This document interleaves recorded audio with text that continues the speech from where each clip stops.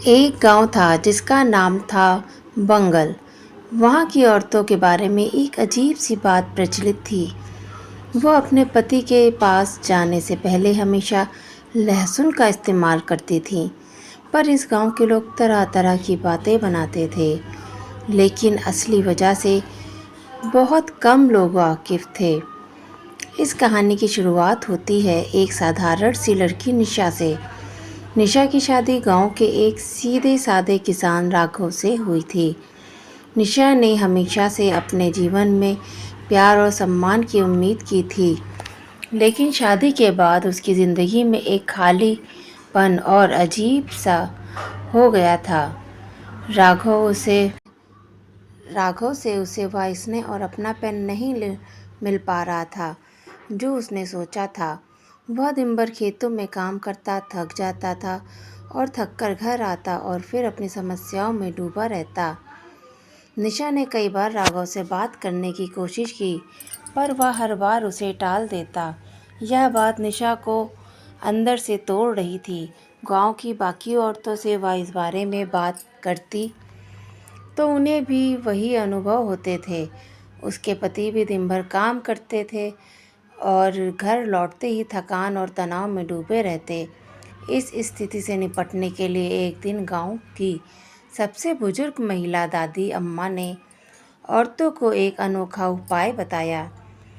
दादी अम्मा ने कहा, लहसुन एक ऐसा मसाला है जो शरीर में गर्मी पैदा करता है। यह न केवल स्वास्थ्य के लिए अच्छा है, बल्कि यह रिश्तों में भी गर्माहट लाता है। जब तुम अपने पति के पास जाओ तो लहसुन का उपयोग करो। यह उनके दिल को पिघला देगा और वह तुम्हारे प्रति स्नेह महसूस करेंगे। निशा को यह बात अजीब लगी, लेकिन उसने इसे आजमाने का फैसला किया। उसने हर दिन अपने खाने में लहसुन का इस्तेमाल करना शुरू किया और जब भी वह राघव के पास जाती, उसके साथ कोमलता और प्यार से पेश आती। धीरे धीरे राघव ने उसके इस बदलाव को महसूस किया। वह पहले से अधिक ध्यान देने लगा, उसके साथ समय बिताने लगा और अपने दिल की बातें साझा करने लगा। लहसुन का यह असर सिर्फ निशा पर ही नहीं, बल्कि पूरे गांव की औरतों पर दिखाई दिया।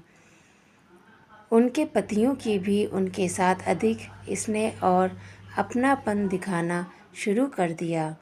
रिश्तों में जो दूरी थी वह कम होने लगी और प्यार फिर से उनके जीवन में लौट आया। इस तरह गांव की औरतें लहसुन का इस्तेमाल सिर्फ एक मसाले के रूप में नहीं, बल्कि अपने रिश्तों में एक नए जज्बे और स्नेह की चिंगारी के रूप में करने लगीं।